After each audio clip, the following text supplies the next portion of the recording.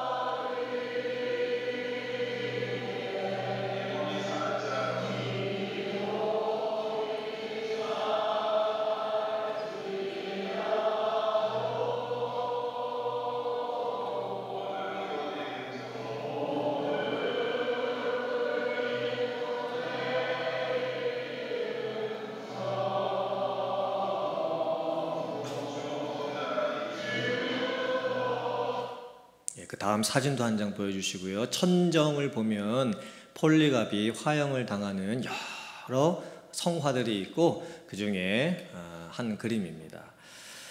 근데 제가 폴리갑 기념 성당에 갔을 때 좀 실망했습니다. 왜 그랬냐면 영상 보셔서 아시겠지만 성당을 너무 화려하게 지어놨습니다. 너무 캐톨릭스럽게 지어놨습니다. 그 앞쪽에 보면 성상들도 많이 있고요. 성화들도 많이 있고 조명 등등 봐가지고 장식들도 많고 너무 화려했습니다. 그게 저는 솔직히 실망이 됐습니다. 그리고 저희가 예배드리고 이제 헌금을 걷어서 이제 드렸는데 모르겠습니다. 그게 거기 방문하는 사람들이 다 이렇게 걷어서 내야 되는 그런 관람 뭐 그런 요인지 모르겠지만 아니면 저희가 자발적으로 헌금을 걷어서 뭐 드렸는 건지 모르겠지만 현재의 폴리갑 기념 성당은 요한계시록에 말씀하고 있는 서머나 교회의 의미를 잘 살려내지 못하고 있는 것 같습니다. 만약에 우리가 서머나에 가가지고 저 모습만 보고 오잖아요. 그러면 오히려 서머나 교회에 주셨던 이 요한계시록의 말씀을 좀 잘못 오해할 수도 있겠다라는 생각이 좀 듭니다. 하나님께서 과연 서머나 교회에 주신 이 말씀의 진짜 의미는 뭘까요? 그리고 우리가 성지순례를 안 가더라도 저런 영상 안 보더라도 정말 여기를 살아가는 우리들에게 하나님께서는 어떤 말씀과 은혜와 도전을 주고 계시는 걸까요? 첫 번째, 환난과 궁핍 속에서 부요함을 누리는 신앙. 타협하지 않는 신앙이고 환난 속에서도 믿음을 지키는 신앙. 하나님께서 그것을 우리에게 지금 바라고 계시는 거예요. 서머나 도시는 초대교회 당시에 항구 도시로서 휴양 도시로서 아주 유명한 도시였었습니다. 우리가 타고 다니는 미니밴 중에 오디세이가 있습니다. 그렇죠? 그 오디세이가 그리스 그 신화들의 영웅적인 그 내용들을 담고 있는 건데 그 책을 지은 사람이 호모입니다. 그 호모의 고향이 서머나입니다. 서머나 도시의 뒤쪽으로는 파고스 산이 있고, 그리고 그 앞쪽으로는 하버가 이렇게 바다가 쫙 펼쳐져 있습니다. 뒤쪽에 푸른 산, 앞쪽에 에게해가 만나는 정말 천연의 아름다움을 가지고 있는 도시가 서머나입니다.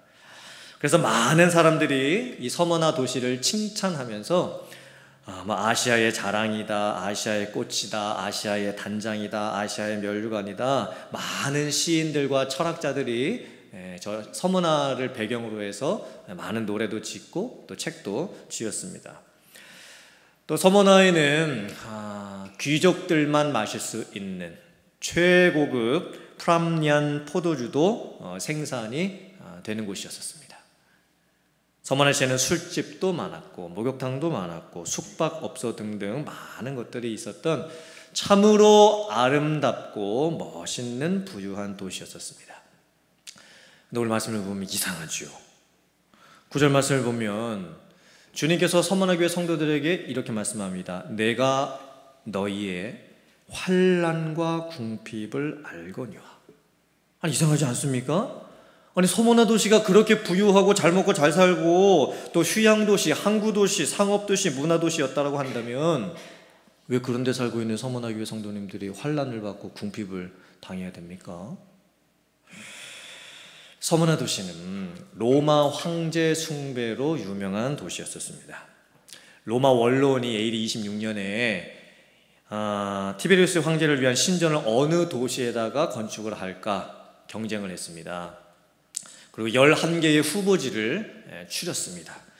그리고 최종적으로 결정된 곳이 서머나 도시였었습니다. 어떤 도시가 로마 황제를 숭배할 수 있는 신전을 세운다는 것은 그 도시로서는 대단한 영광이었습니다. 그리고 나서는 로마의 중요한 정치인들, 부자들, 귀족들이 서머나에 다 몰려들기 시작을 했습니다. 근데 그곳에서 예수님을 믿고 신앙생활을 했던 서머나 교회 성도들은 로마 황제 숭배를 거부합니다.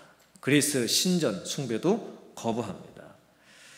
그 대가는 혹독했습니다. 로마 정부로부터 모든 정치적인 핍박과 또 따돌림 등을 당해야 됐었습니다. 아부하면 잘 살 수 있었습니다. 그냥 하라는 대로 하면 잘 살 수 있었습니다. 근데 서머나 교회 성도들이 그렇게 하지 않았습니다. 하나님만이 유일한 참 하나님이시다. 그리고 오직 예수 그리스도만이 유일한 주님이 되신다. 그리고 사회적인 위치, 또 직장, 비즈니스 하는 거, 가게 경영하는 거, 모든 어려움들을 당했지만 그것들을 다 받아들이고 인내하고 때로는 포기했습니다. 서머나 도시는 포도주, 연극, 술집, 운동, 참 즐길 만한 것들이 많은 도시였었습니다. 근데 서머나 총독과 도시 지도자들이 그리스도인들이 점점 도시에 많아지게 되면 이 우리 도시에 있는 유흥 생활에 찬물을 끼얹게 될 것이다. 그리고 포도주도 잘 팔리지 않고 또 화려함도 없어지고 어떤 도시가 가지고 있는 좀 매력, 활락 이런 것들도 이제 다 없어질 것이라 생각을 해서 기독교인들을 핍박하고 말살하는 정책을 하게 되었습니다. 그래서 많은 기독교인들이 잡혀가기도 하고 고문당하기도 하고 죽었던 거예요. 그래서 서머나 교회에 환난과 궁핍이 있게 된 겁니다. 어려웠겠죠. 아니, 주변의 상황은 너무 좋습니다. 눈에 보이는 모든 것이 다 유흥과 여가를 즐기기에 너무나 좋은 도시입니다. 그런데 예수님을 믿는다는 그 이유 하나 때문에 직장에서 쫓겨납니다. 생업을 위한 가게문도 닫아야 됩니다. 또 절제하고 또 자제하고 육체적인 즐거움보다 예수 그리스도 안에 있는 그 믿음 생활을 통해서 은혜를 받으려고 했기 때문에 참 신앙생활하기가 쉽지가 않았던 거예요. 그런데 참 놀랍게도 오늘 말씀을 보면 주님께서 서머나 교회 성도님들에게 칭찬을 해주십니다. 실상은 네가 부요한 자니라. 서머나 교회 성도들은요, 세상 것이 없었습니다. 손에 쥐고 있는 것이 없었습니다. 근데 믿음의 부요함이 있었습니다. 주님을 위해서 고난당했습니다. 핍박받았습니다. 하지만 영적인 풍성함이 있었습니다. 섬이나 도시에 살고 있었던 그 어떤 사람들보다 그 마음 가운데에 은혜 안에서의 넉넉함, 풍요함, 행복감, 감사 이런 것들이 넘쳐났다는 거예요.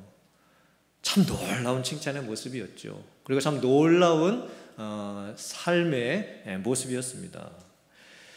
고린도후서 6장 8절과 10절 말씀 같이 봉독해 보겠습니다. 시작. 영광과 욕됨으로 그러했으며 악한 이름과 아름다운 이름으로 기로했느니라. 우리는 속이는 자 같으나 참되고 무명한 자 같으나 유명한 자요 죽은 자 같으나 보라 우리가 살아있고 징계를 받는 자 같으나 죽임을 당하지 아니하고 근심하는 자 같으나 항상 기뻐하고 가난한 자 같으나 많은 사람을 부유하게 하고 아무것도 없는 자 같으나 모든 것을 가진 자로다. 아멘이십니까? 아멘. 사실 서문화 교회에 대한 이 말씀을 볼 때 좀 저희하고는 조금 갭이 있는 것 같습니다. 사실 서문화 교회 성도님들이 당했던 그 환난, 그 고난은요, 사실 저희들은 당하지 않고 있습니다. 저희가 당하고 싶어도 저희들은 그런 것들을 어떻게 당할 수도 없습니다. 하지만 오늘 말씀을 가만히 보면서 우리의 삶을 돌아보면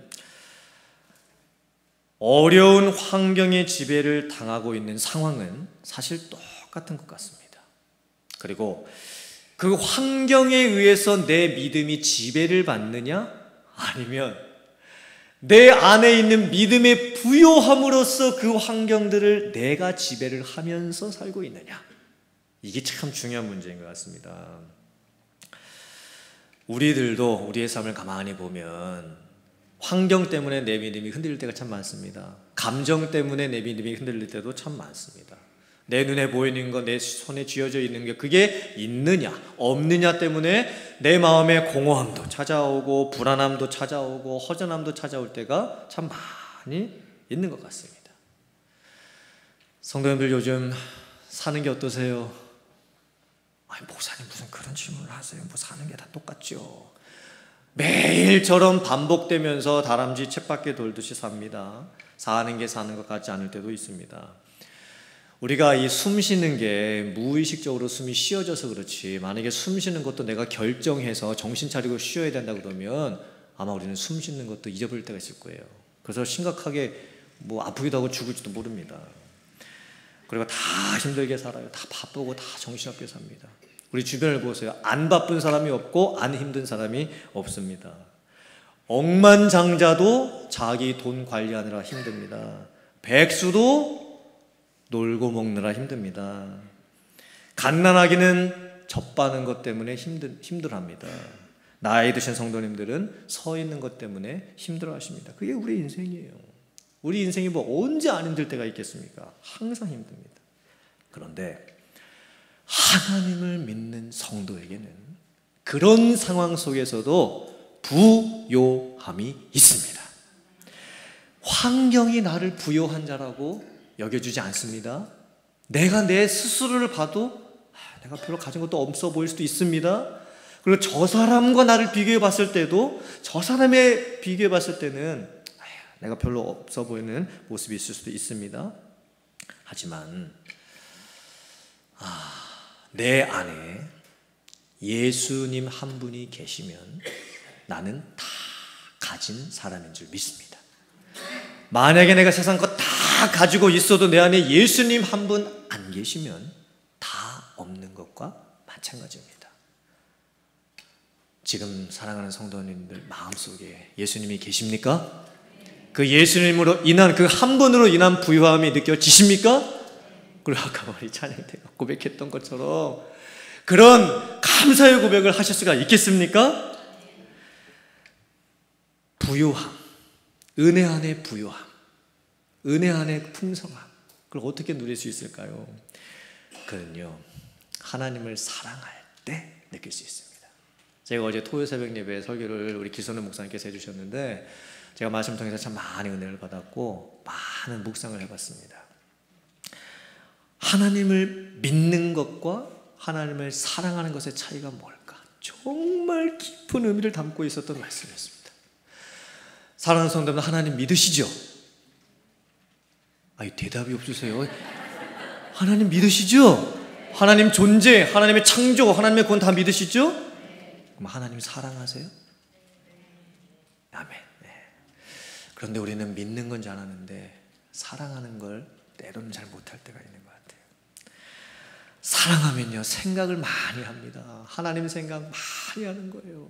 그리고 사랑하면 같이 있고 싶습니다. 교제를 나누는 거예요. 말씀, 기도, 주님과의 깊은 교제를 나누기를 원합니다.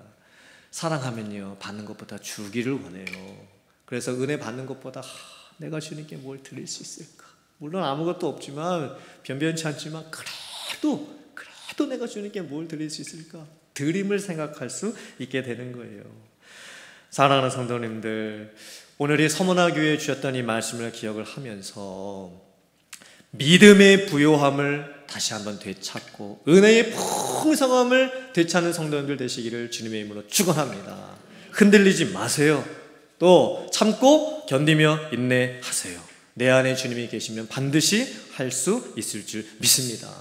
믿음의 부요함을 가지고 살아갈 수 있는 성도님들 다 되시기를 주님의 이름으로 축원합니다. 두 번째 말씀에 주시는 은혜는요, 죽도록 충성하는 신앙입니다. 이건 순교적 신앙이고 온 힘을 다하는 신앙이고 주님에 대한 신의를 지키는 신앙입니다. 서문화 교회는 교회 안팎으로 핍박과 어려움이 있었습니다. 교회 안에는 누가 괴롭혔냐면 유대주의자들이 괴롭혔습니다. 서문화 교회는 이방인들이 많았거든요. 이방인들이 중심이 되어서 이루어졌던 교회였었습니다. 그런데 유대인들이 서문화 교회까지 가는 거예요. 그리고는 자칭 유대인이라 하는 자들의 비방을 일삼습니다. 하지만 그 유대인들은 유대인이 아니었습니다. 사탄의 회당과도 같은 모임이었습니다. 자기들이 가지고 있는 율법과 행함으로 이 서문화 교회 성도님들 힘들게 하기 시작합니다. 은혜 가지고 안 된다라는 거예요. 믿음 가지고 안 된다라는 거예요. 율법을 지켜야 되고 행위를 통해서 구원받을 수 있다고 가르치고 있는 겁니다. 그러면서 비방하고 서문화 교회 성도님들이 그것을 당하는 게 참으로 힘들었습니다. 또 교회 바깥으로부터는 국가적인 핍박이 있었습니다. 사탄의 시험이었습니다. 10절 말씀을 보면 예수님께서 장차 서문화 교회 성도님들이 받게 될 어려움을 말씀합니다.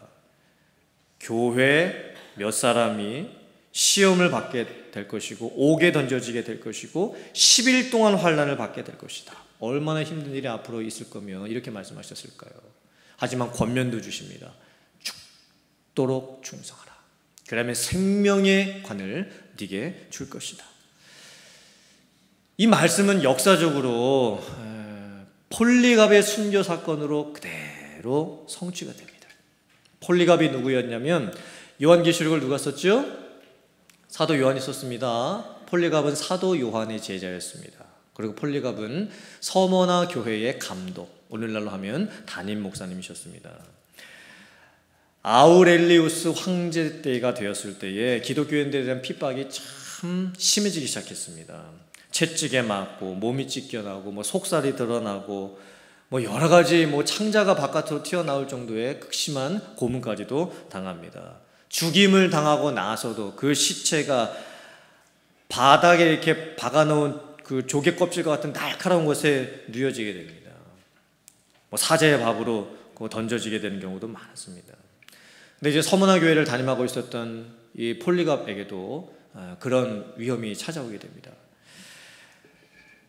로마의 감독관들이 신문을 합니다. 그리고 이렇게 회유를 합니다. 네가 내 앞에서 예수를 부인하고 황제에게 충성 맹세를 하면 내가 너의 목숨을 살려주겠다. 그때 폴리갑이 이렇게 고백을 합니다.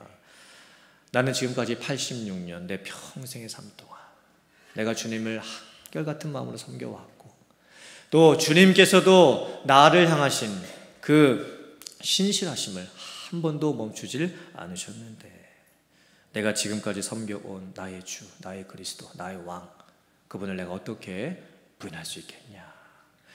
그러면서 화형을 당하면서 죽기 전에 폴리갑이 이런 신앙의 고백을 합니다. 사랑하는 복된 아들 예수 그리스도를 통해 우리에게 하나님에 관한 지식을 주신 나의 아버지시여, 당신 앞에 살고 있는 모든 천사들, 천군들, 피조물들, 그리고 모든 의인들의 하나님이시여, 당신께서 오늘 이 시간 나로 하여금 순교자의 반열, 그리스도의 잔에 참여하게 하시어 내 몸과 영혼이 성령에 썩지 않는 축복 속에서 영생의 부활을 얻기에 합당하다고 여겨주심을 감사드립니다. 오늘 나는 신실하시고 참되신 하나님께서 예비하시고 계시하시고 이루시고 또 풍성하고 하나님께서 받으실 만한 제물로 하나님 앞에 받아들여지기를 원합니다. 나는 이 모든 일을 인하여 당신의 사랑하는 독생자 영원한 대제사장을 통하여 당신을 찬양하고 감사드리며 영광을 돌리나이다. 성부와 성자와 성령께 이제부터 영광이 영원히 있을지어다. 아멘. 이게 폴리갑의 마지막 신앙의 고백이었던 거예요. 그리고 정말 문자 그대로 죽음으로써 충성을 드러냈습니다. 오늘 이 서문학교에 주셨던 이 말씀을 보면요, 죽도록 충성한다, 순교자적인 영성을 갖는다, 이 말씀이 솔직하게는 참 우리랑 좀 거리가 먼 것 같고 피부로 느껴지지가 않고 소화하기가 참 어렵고, 또 한편으로는 내 모습을 봤을 때 난 이런 삶이 없는데 라고 하면서 부끄러움이 느껴지는 모습이 있는 것 같습니다. 순교적 신앙, 타협하지 않는 신앙, 죽으면 죽으려는 신앙, 이게 말씀으로 보기에는 저희들이 아멘 할 수가 있겠지만, 또 실제적으로 폴리갑도 그런 삶을 살았고 믿음의 선배들 중에서도 많은 분들이 이런 믿음의 삶을 살아가신 분들도 있지만, 솔직히 우리들의 삶을 가만히 보면 나는 지금 내 가정에서 자녀들 키우고 내 직장 생활하고 비즈니스 하면서 사는 것 자체도 이게 바쁘고 피곤한데, 그럼 나는 어떻게 해야 충성하고 어떻게 해야 죽기까지 충성할 수 있는 걸까? 이제 많은 생각을 해보게 됩니다. 충성이라고 하는 것은요, 헬라어로 피스토스라고 하는데 이게 꽉 차 있다라는 뜻이에요. 그리고 신뢰할 만하다라는 그런 뜻을 가지고 있습니다. 죽도록 충성한다라는 것은 우리 보고 선교지에 가가지고 순교를 하라는 그런 말씀이 아닙니다. 가장 가깝게는 나의 일상적인 삶 속에서, 제가 아까 그랬죠, 죽도록 충성한다는 그 의미가 뭐냐면 예수 그리스도 주님에 대한 신의를 지키는 거예요. 이것은 뭐냐면 결국 누구 눈치를 보면서 사느냐는 겁니다. 누구를 의식하면서 사느냐, 이게 바로 충성이라는 단어입니다. 나의 삶의 아주 작은 부분에서 우리들은 죽도록 충성할 수 있습니다. 예수님에 대한 신의를 저희들이 지키고 보일 수 있습니다. 사실 우리가 우리의 삶의 일상적인 삶 속에서 내 믿음, 나의 믿음을 보여줄 수 있는 가장 쉬운 게 뭐냐면 밥 먹는 자리에서입니다. 밥 먹는 자리. 남자들은 어떤 회식 자리라고 또 할 수도 있겠죠. 우리가 교회에서 기도하면서 주야 하다가도 솔직히 어떤 경우에는 여러 사람들이 모여있는 그 장소에서 바깥에서 식사할 때 식사 기도도 다른 사람 앞에서 이렇게 드러내놓고 하지 못하는 경우도 있을 수 있습니다.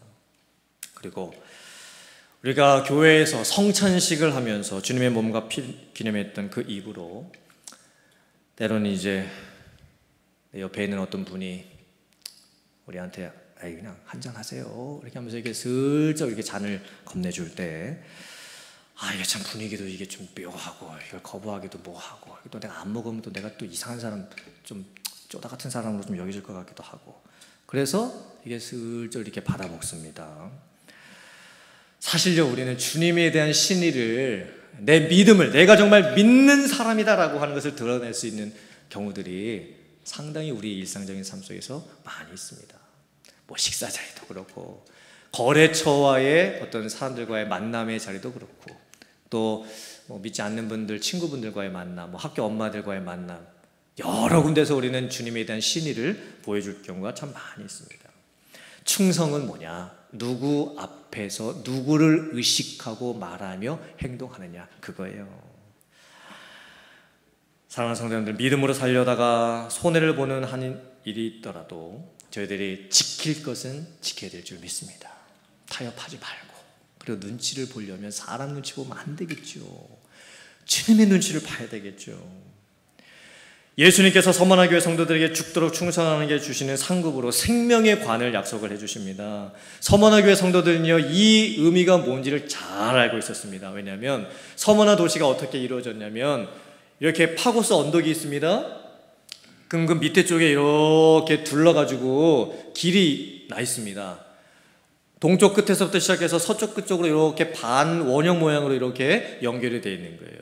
이 모습을 가만히 보면요, 사람 얼굴, 그리고 목걸이가 이렇게 둘러져 있는 것 같은 그런 모습입니다. 그래서 그 길이죠. 그 길, 파고스 언덕 밑에 있었던 그 길들에 많은 그 건물들이 세워져 있었고, 그 멋있는 그런 건축물들이 많이 있었습니다. 그게 보석 목걸이로 이렇게 여겨졌었어요. 서머나 도시 사람들에게는. 그리고 그 모습은 또 관을 쓰고 있는 모습과도 비슷합니다. 운동 경기를 했을 때 승리한 사람에게 월계수 관을 씌워주지 않습니까?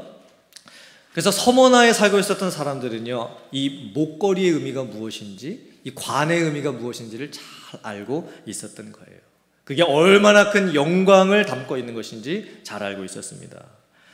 예수께서 말씀하십니다. 앞으로 감옥에 갇힐 수도 있다. 10일 동안 환난을 받게 될 수도 있다. 이 10일이라는 것은 제한된 불확정적인 어떤 한정된 기간입니다.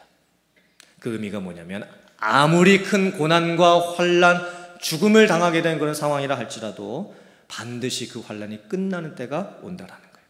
그리고 예수님께서 요한계시록에 있는 7교회에 나타나 주실 때 다 다른 모습으로 나타나십니다. 근데 서머나 교회는 어떤 모습으로 나타나시냐면, 처음이요 마지막이신 예수님의 모습, 죽었다가 다시 살아나신 부활의 주님의 모습으로 나타나 주셨다는 거예요. 순교까지 마다하지 아니하고 믿음을 지키려고 애썼던 서머나 교회 성도님들에게 그 나타나신 주님의 모습이 얼마나 큰 위로가 됐겠습니까? 모든 것의 처음과 끝이 주님께 달려있구나. 그리고 예수님께서 죽으셨다가 부활하셨던 것처럼 우리에게도 반드시 그 끝이 있고, 주님께서 약속해 주신 상급이 분명히 있겠구나. 사랑하는 성도님도, 오늘 이 말씀을 보면서 저희들이 순교는 못하겠지요. 그리고 죽도록 충성하는 그런 힘에 지나도록 할 수 있는 충성도 때로는 어려울 수 있겠죠. 하지만 저희들이 일상적인 삶의 순간순간마다 그리스도인의 정체성을 잃지 말고, 하나님과 세상 사이에 양다리 적당하게 이렇게 걸치면서 사는 그런 모습이 아니라, 주님과의 신의를 충성스럽게 끝까지 지켜내는 저와 여러분들 되어야 될 줄 믿습니다. 그래서 고난 속에서도 흔들리지 아니하고, 환난 속에서도 반드시 그 끝이 있음을, 부활하신 주님께서 주시는 상급이 있음을 저희들이 기대하면서, 인내하고 또 최후에 얻게 될 그 면류관을 바라보면서 서머나 교회 성도님들이 가졌던 그 믿음의 길을 저희들도 따라서 가고, 서머나 교회 성도님들이 받았던 그 칭찬을 받을 수 있는 성도님들 다 되실 수 있기를, 우리 교회가 될 수 있기를 주님의 이름으로 축원합니다. 아멘.